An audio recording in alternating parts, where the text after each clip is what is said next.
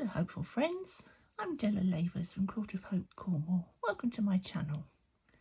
Just a quick video today to show not everything I do is for Relay for Life, Cancer Research UK.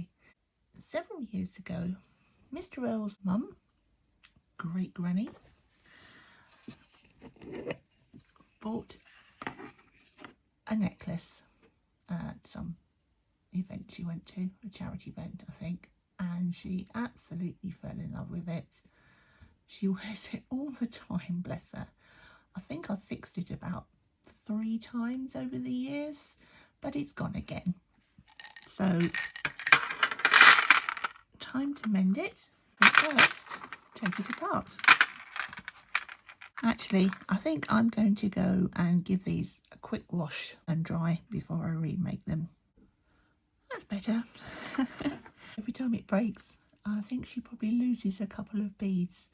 Now they're extremely eclectic,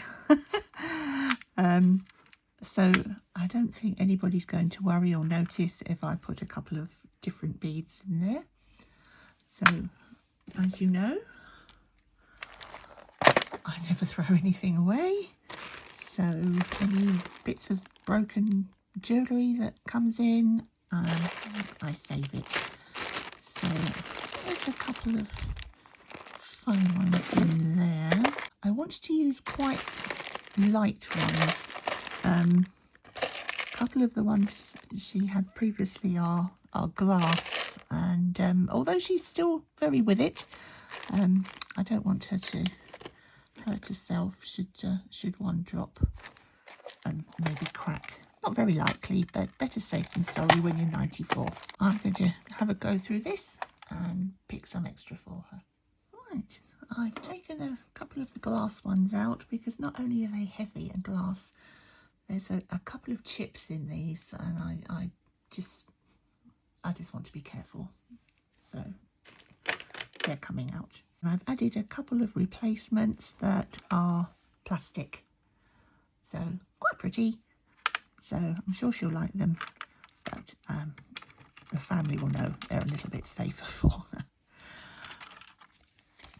I'm going to use these beading needles, which I discovered during lockdown actually, when I made hundreds, probably thousands of bracelets to sell for our virtual Relay for Life that year. At least, strangely enough, we actually made more money that year than we did previously. But these are very fine pieces of wire that open up. So you can put your thread through, and this is just an elasticated beading wire. Again, it makes it easier for her. No clasps, she can just put it over her head. That's why I'm using this. And then I'm going to randomly put them together, no particular order, because that's how she likes it. So start with a pearl, and a big one,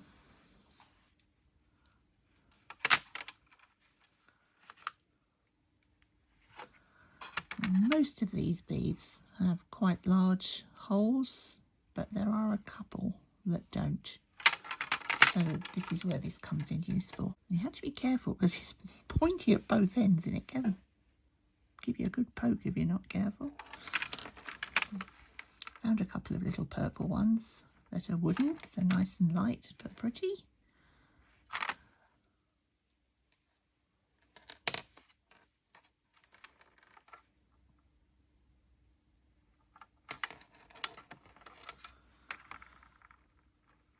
And I'm just going to carry on threading those randomly. So that's all strung together now. One of the other tools in my jewellery making kit is one of these. Now I cannot for the life of me remember what it's called, but it's extremely, I think it's a bead stopper or jeweller's, but I'll find out and put it in the description. It creates a really good grip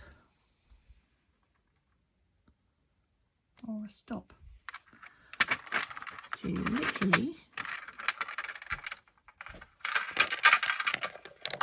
stop them falling off the edge, which is very clever.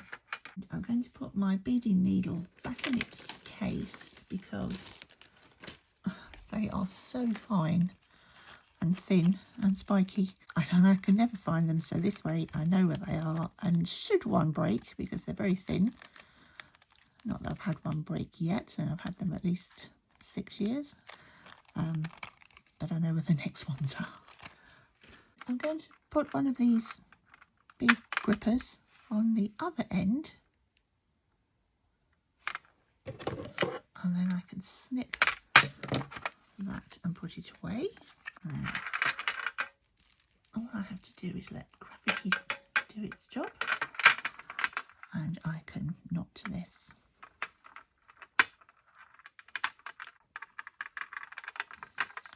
And then just snip that off.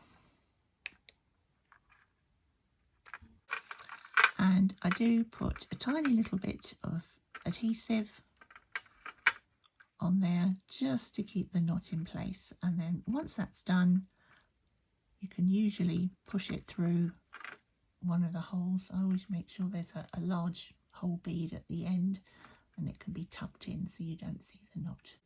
And these are the pieces that I cut off, and yes, I keep the bits. You never know when you want a little bit of elastic if you can't find a rubber band. They're certainly stronger, and I've used them for all sorts of things. So that goes in the bits box. And there's Great Granny's mended. As I say, it's very eclectic. It's certainly not to my taste, but she loves it. And when you're 94, you can wear whatever you want. The first time I mended it, I did actually space everything out. So I had the bead, the large bead at the bottom, and then I spaced these either side and tried to make it a little bit more symmetrical. But then she put it on, and it was just like that. So she obviously likes it like this. That's fine with me. So hopefully she will wear that safely until at least her 95th birthday. So Mr. L will see her in a couple of days, and he'll take that back for her. One day I will show you some of the other beading things that I made for Relay for Life, but meanwhile, stay hopeful.